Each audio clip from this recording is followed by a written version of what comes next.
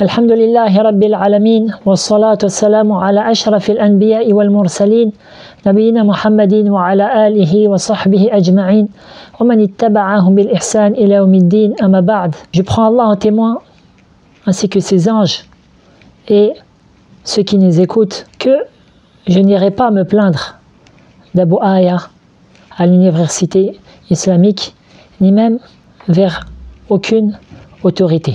De plus, je lui pardonne ce qu'il a dit sur moi d'incorrect, en sachant parfaitement que certaines choses qu'il a pu dire sont sous l'effet d'informations qu'on lui a données qui sont erronées.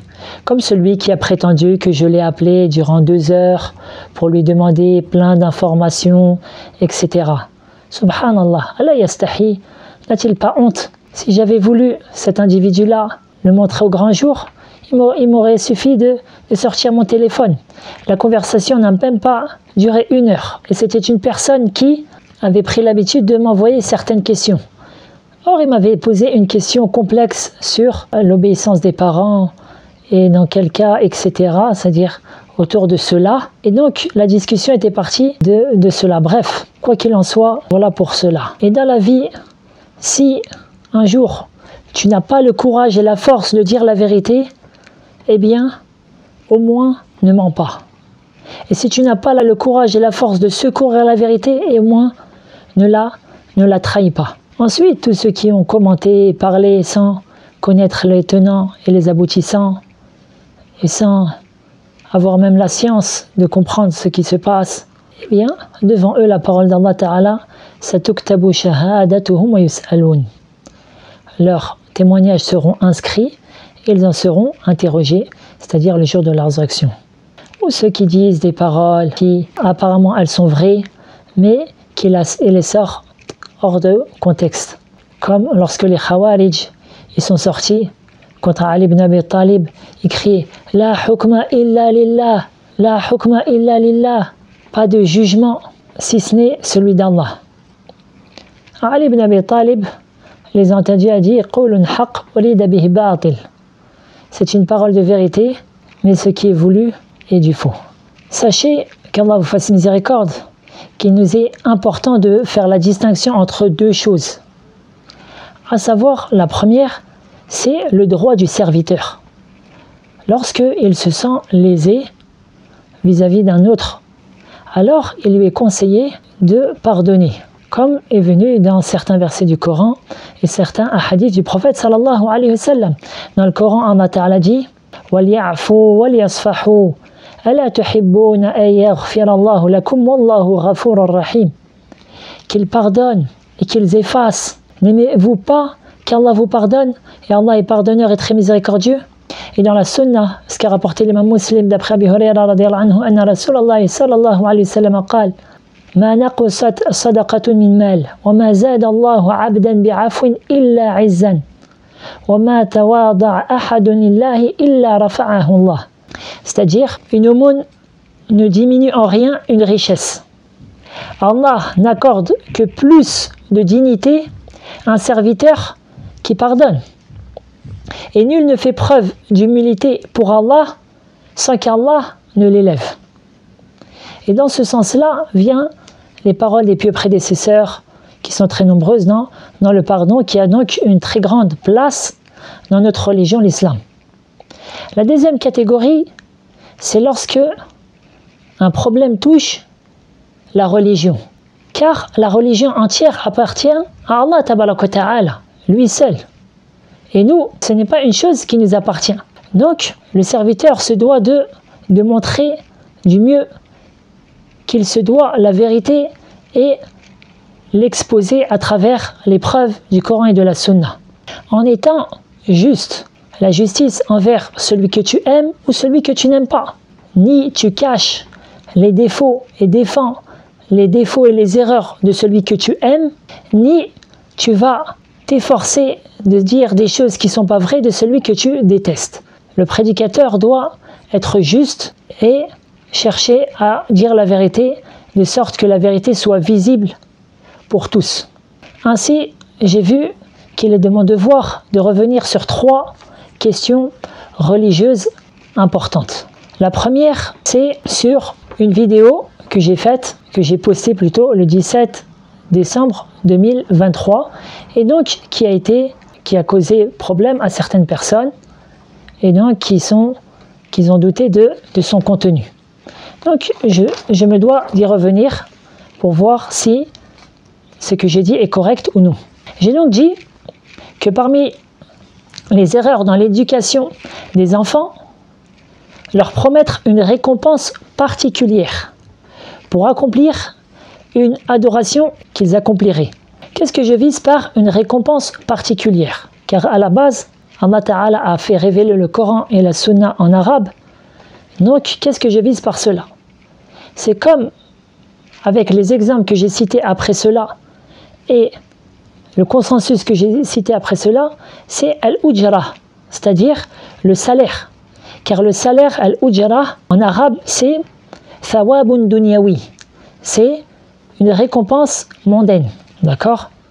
Donc j'ai cité en exemple que si tu viens, c'est-à-dire l'enfant, le père qui dit à son fils, si tu viens prier à la mosquée, alors je te donnerai telle chose. Si tu jeûnes le mois du Ramadan, je t'achèterai cela. D'accord? Et donc ceci est pas permis. Je vous lis la parole de Cheikh Al-Uthaymin dans son explication de Zad Al-Mustaqni'. Mithalu dhalik as-salah. L'exemple de ceci est la prière. Law qala libnihi. Si un homme dit à son fils, Salli ya bunay, prie ô mon fils.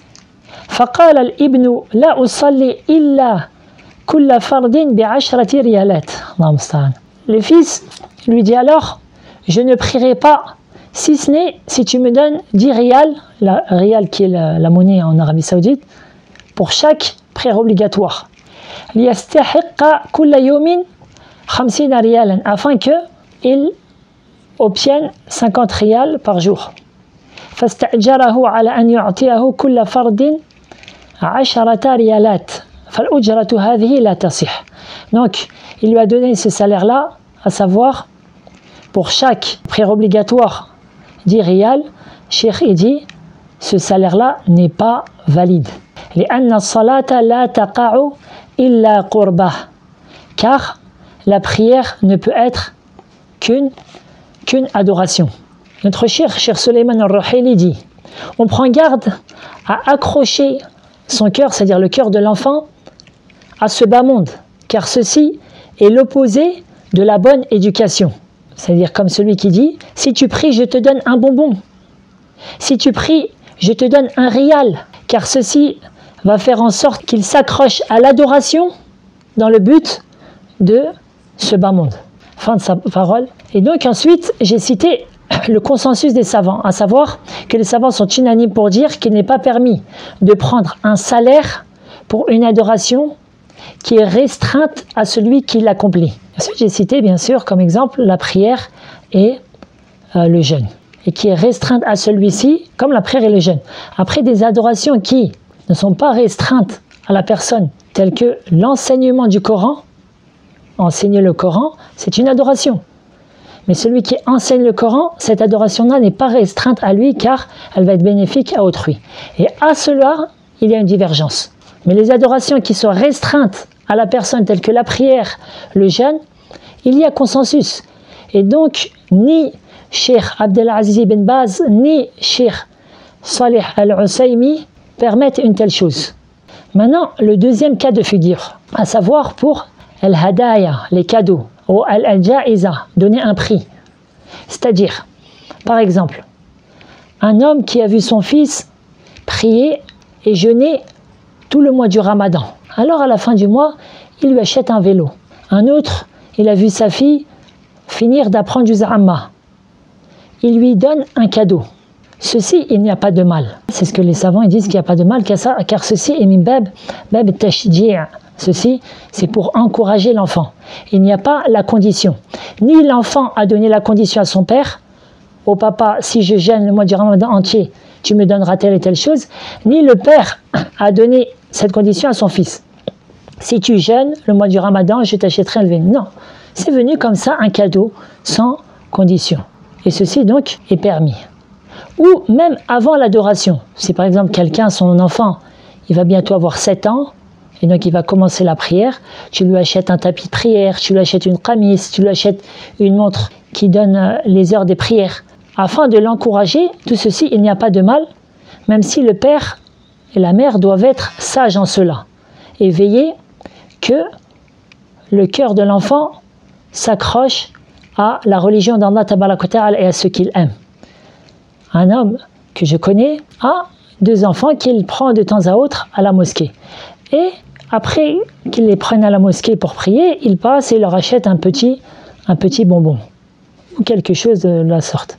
Un jour, avant de sortir, un des enfants qui n'a à peine que 4 ans a dit « Ah, ensuite on va acheter un bonbon, etc. » Et donc le père, il a compris le danger et il lui a dit « Non, on va aller prier pour Allah. » Et l'enfant a dit « On va acheter pour Allah. »